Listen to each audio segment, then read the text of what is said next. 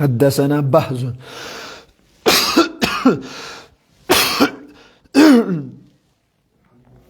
Plus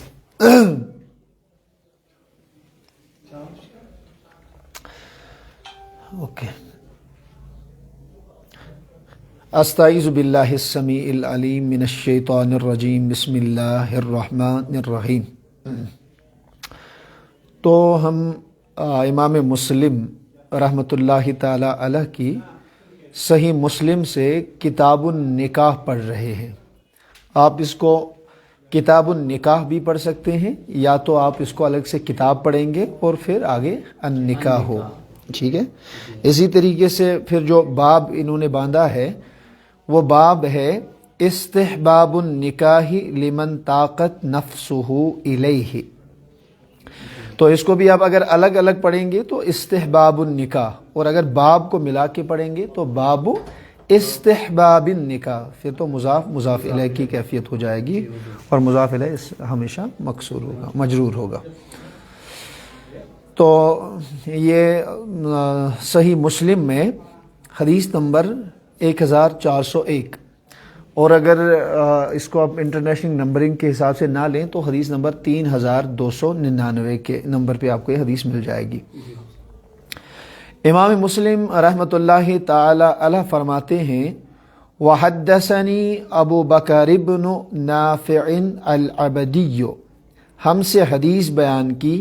ابو بکر بن نافع العبدی نے. پرسوں ہم آپ کو بتا چکے ہیں کہ ابو بکر جو ہیں، ابو بکر بن نافع، اور آگے چل کے جو ان کی صفت لائی گئی ہے، ان کا جو لقب ہے وہ العبدیو. العبدیو یہ بھی حالت رفع میں اس لیے ہوگا کیونکہ حدثنی جو ہے، حدثنی اصل میں حدثنی نہیں ہے بلکہ حدثنی واحد مذکر غائب کا صیغہ ہے اور نی اس کے ساتھ ملایا گیا ہے. تو فاعل اس کا کیا بنے گا؟ ابو بکر. فاعل اس کا ابو بکر ہے، اور ابو بکر بن نافع، نافع ان کے والد ہیں، اور العبدیو ان کی صفت ہے. ان کا اصلی نام جو ہے وہ محمد بن احمد بن نافع العبدی ہے. ٹھیک ہے. اور ان کی کنیت ابو بکر ہے، اور نسب یہ بصرہ کے رہنے والے تھے تو ان کو بصری بھی کہتے ہیں. اور اسی طریقے سے ہم یہ بھی بتا سکتے ہیں، کہہ سکتے ہیں کہ انہوں نے اقامت بصرہ میں اختیار کی، اور تقریباً 240 ہجری میں ان کا سن وفات ہے، یعنی بہت بعد کے ہیں یہ 240 ہجری.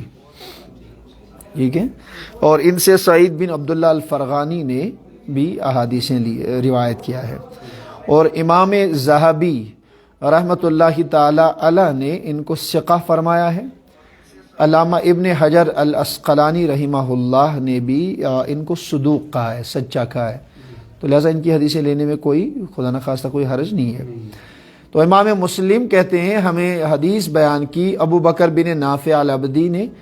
اور ابو بکر بن نافع العبدی کہتے ہیں حدثنا بہز، ہم سے حدیث بیان کی حضرت بہز نے.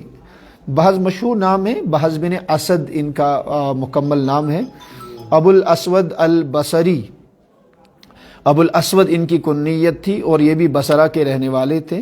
اور تاریخ وفات تقریباً 200 ہجری یا 200 ہجری کے آس پاس. اور ان کے بارے میں بھی کئی محدثین نے، خاص کر یحییٰ ابن معین رحمہ اللہ نے ان کو ثقہ کہا ہے.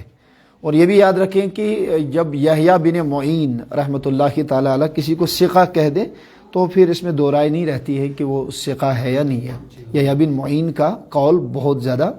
اہمیت کا حامل ہے. اور اسی طریقے سے اور بھی کئی لوگوں نے ان کے ثقہ ہونے کا قول نقل کیا، جیسے امام نسائی ہیں، امام اجلی ہیں، امام ذہبی نے ان کو حجت کہا ہے اور امام کہا ہے. اسی طرح امام ابن حجر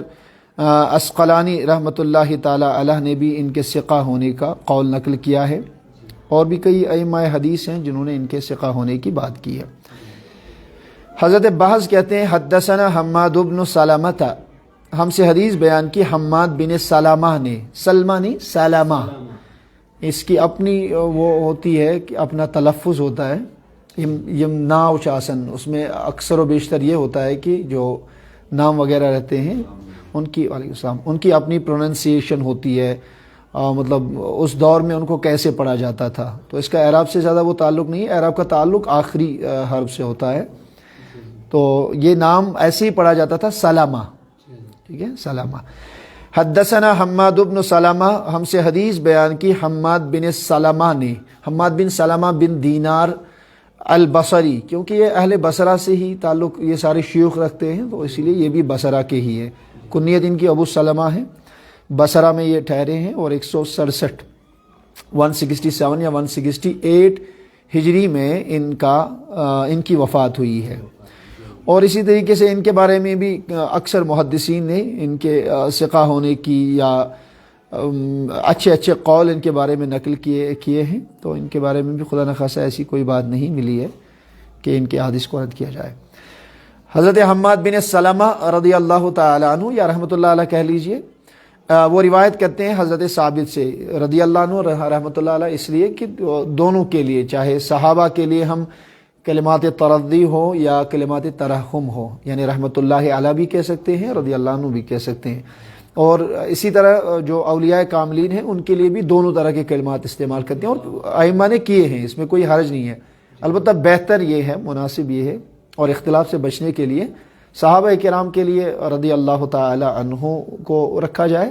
اور رحمۃ اللہ تعالی علیہ جو ہے وہ ان کے بعد جو آنے والے ائمہ دین اولیاء کاملین وغیرہ ہیں ان کے لیے استعمال کر سکتے ہیں. 123 ہجری میں ان کی وفات ہوئی ہے، اور ایک ضعیف قول ہے قیلہ، جب قیلہ کے ذریعے کسی جگہ لکھا جائے تو قیلہ سے قول ضعیف مراد ہوتا ہے، اور کہا گیا ہے. 126 ہجری 127 ہجری. تو ان کے بارے میں بھی علماء نے یہ باتیں لکھی ہیں کہ انہوں نے عبداللہ ابن عباس رضی اللہ تعالیٰ عنہ کے بارے میں ملا ہے کہ ان سے انہوں نے احادیث لی ہیں، تو اس پہ علماء نے ایک علماء نے اس پہ رد کیا ہے کہ انہوں نے ان سے نہیں سنی ہے. البتہ ابن عمر رضی اللہ تعالیٰ عنہ، عبداللہ بن عمر رضی اللہ تعالیٰ عنہ سے ان کی سماعت جو ہے وہ ثابت ہے. بعض علماء نے تو ابو برزہ رضی اللہ تعالی عنہ سے ان کی سماعت کا قول نقل کیا ہے، اور دیگر ائمہ حدیث نے جیسے ابو حاتم الرازی رحمہ اللہ ہے، انہوں نے ان کو ثقۃ صدوق کہا ہے. ثقۃ یعنی ثقہ بھی کہا ہے اور صدوق بھی کہا ہے. اب یہ کچھ ایسی روایت بھی بیان کرتے ہیں جو مرسلات سے ہیں، یعنی بیچ میں کسی کو چھوڑ کے پھر آگے والے براہ راست کسی کا قول وغیرہ نقل کرتے ہیں. تو اب حدیث کے الفاظ کیا ہیں؟ تو حضرت ثابت رضی اللہ تعالی عنہ یا رحمۃ اللہ تعالی علیہ وہ روایت کرتے ہیں حضرت انس سے.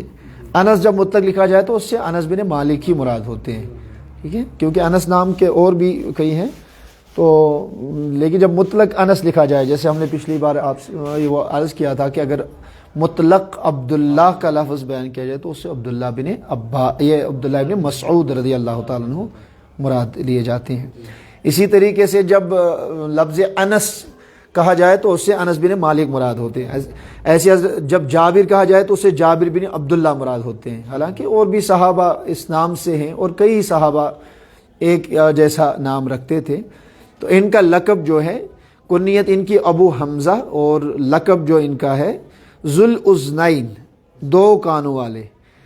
اس کی ایک وجہ یہ بھی ہے کہ ان کے کان ذرا وہ جسامت میں تھوڑے بڑے تھے. تو 5 منٹ، ہاں،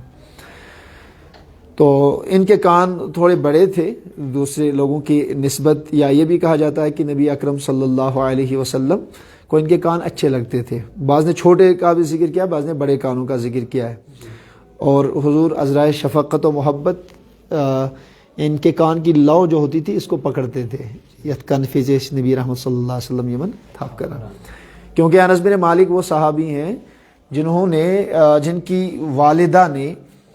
ان کو حضور کی خدمت میں لایا تھا اور عرض کیا تھا کہ یہ میرا بیٹا ہے، یہ آپ کی خدمت کرے گا، اور انہوں نے خدمت کا حق بھی ادا کیا. بعض روایات میں یہ 20 سال کا قول ہے کہ 20 سال انہوں نے حضور کی خدمت کی، لیکن صحیح روایت ہے کہ 10 سال تک انہوں نے نبی اکرم صلی اللہ تعالی علیہ وسلم کی خدمت کی ہے. ذوالأذنین ان کا لقب ہے، ابو حمزہ ان کی کنیت ہے. انصاری صحابی ہیں، اور مدینہ میں بھی رہے ہیں، بصرہ میں بھی یہ رہے ہیں،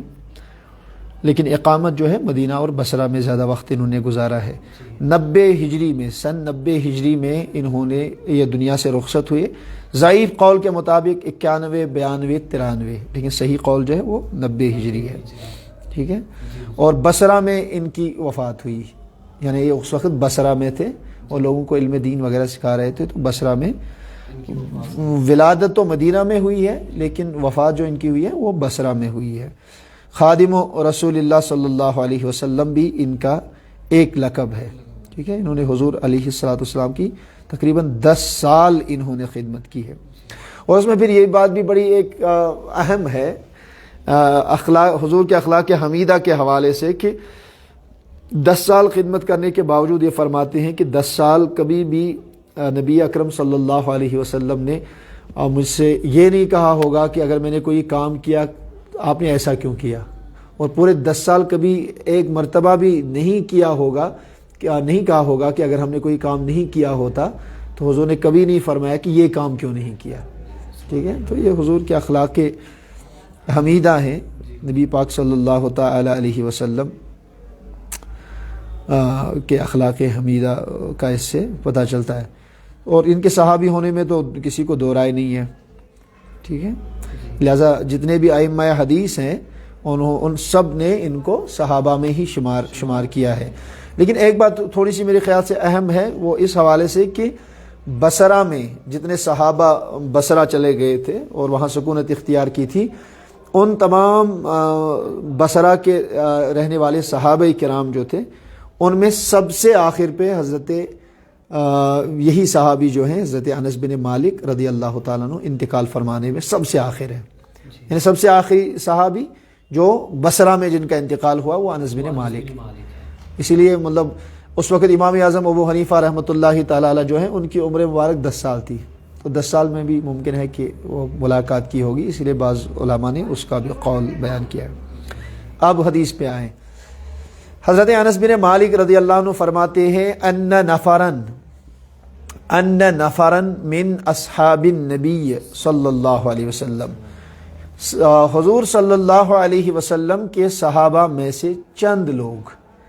نفر سے مراد چند لوگ، اور اس سے 3 سے مطلب 10 سے کم لوگ عموماً مراد دیے جاتے ہیں، ہاں، تو یعنی جو 2 سے زائد تھے اور 10 سے کم تھے تو اس کو نفر کہا جاتا ہے، یعنی سارے لوگ نہیں گئے بلکہ 2-3 لوگ، حضرت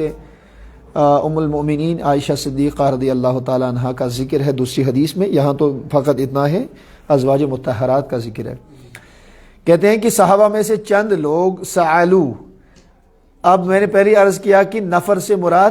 کم سے کم 3، اور 3 کا اطلاق جو ہے 3 پہ جمع کا اطلاق ہوتا ہے، اس لیے پھر انہوں نے کیا کہا سعلو،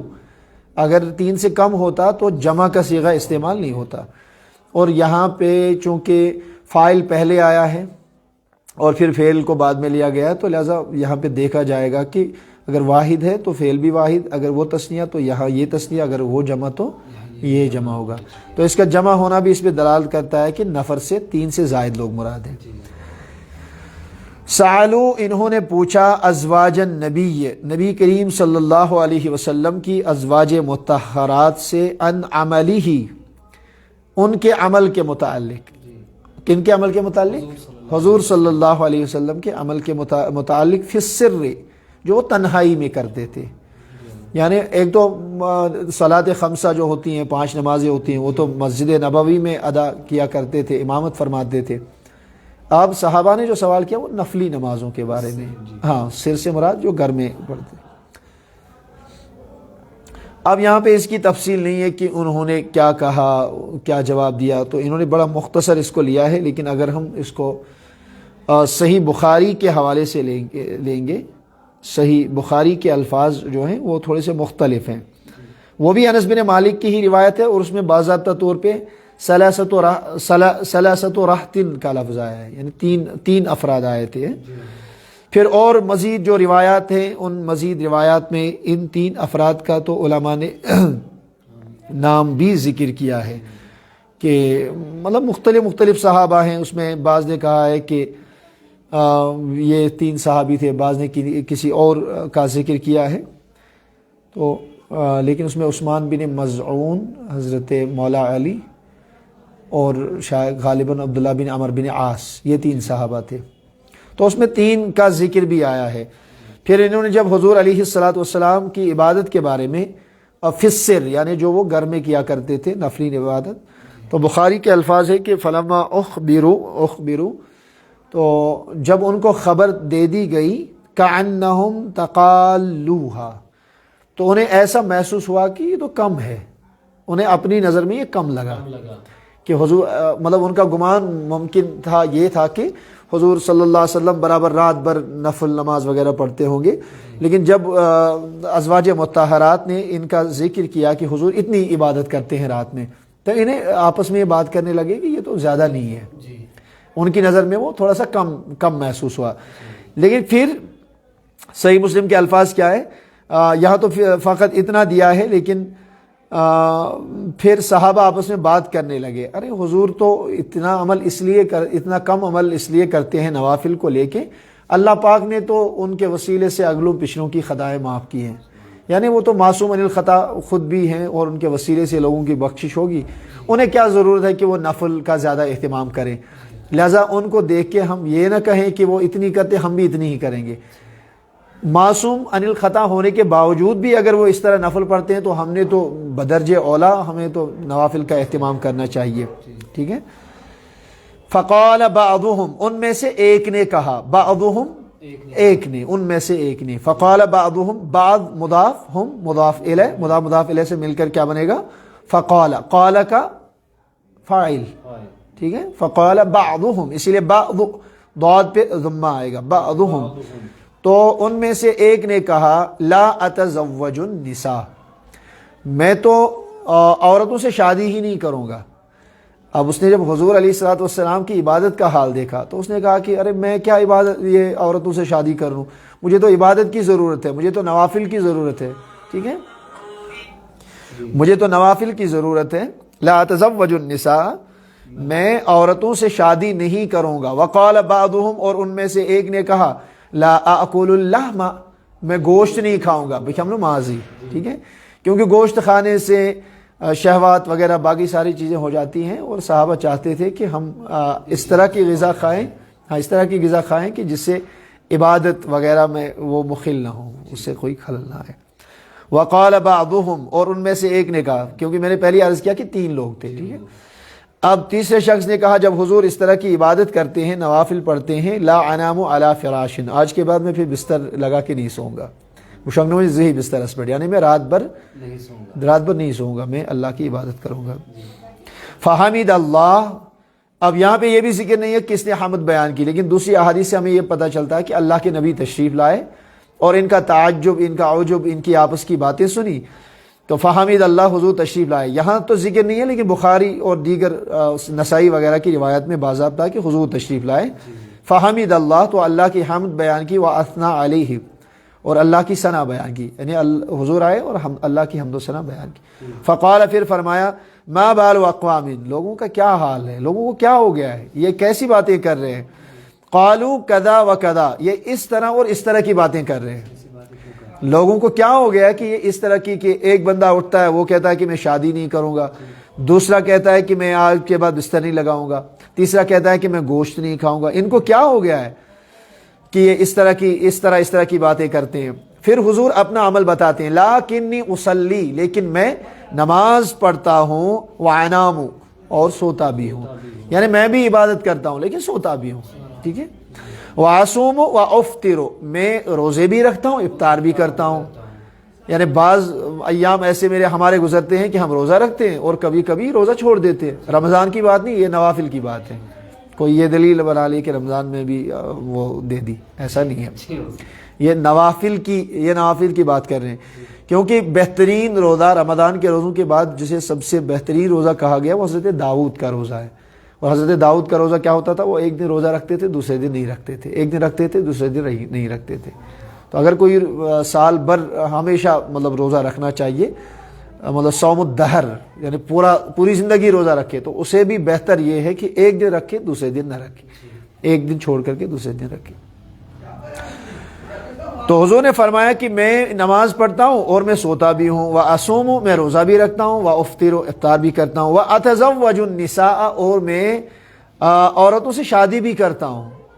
یعنی آپ کہتے ہو ایک بندہ کہتا ہے میں شادی نہیں کروں گا، ارے حضور کی سنت یہ ہے کہ حضور شادی بھی کرتے ہیں۔ وہ کہتا ہے کہ میں نہیں سوؤں گا، حضور سوتے بھی ہیں، ٹھیک ہے۔ پھر حضور نے فرمایا فمن رغب عن سنتی، پس جو شخص میری سنت سے روگردانی کرے، فلیس منی، وہ مجھ میں سے نہیں ہے، یعنی وہ میرا نہیں ہے، وہ ہم میں سے نہیں ہے، وہ ہماری سنت کے مطابق نہیں چل رہا ہے۔ تو پھر انشاءاللہ المستعان آگے چل کے اس پہ مزید احادیث آئیں گی کہ عبداللہ بن یہ عمر بن عاص رضی اللہ تعالیٰ عنہ کے بارے میں وہ روایت ہے، ہو سکتا ہے کہ اسی باب میں ہو، نہیں اس میں نہیں ہے۔ انشاءاللہ المستعان آگے چل کے وہ حدیث بھی ہماری نظر سے گزرے گی جہاں پہ ہم یہ دیکھیں گے کہ صحابہ کرام کے لیے آقا کریم علیہ الصلوۃ والسلام نے کیا چیز پسند فرمائی، اور ان کو اس حوالے سے کہ آیا کہ ہم پوری رات بھر نوافل کریں یا سونے کی بھی اجازت ہے، ٹھیک ہے، کیونکہ وجعلنا اللیل لباسا، تو اللہ پاک نے رات کو اسی لیے بنایا ہے، سکون کے لیے بنایا، آرام کے لیے بنایا ہے۔ شب بیداری بھی کریں، اس کے اپنے اثرات ہیں، ثمرات ہیں، ثواب ہے، لیکن ہمیشہ اپنے آپ کو اتنی زیادہ مشقت میں ڈالنا کہ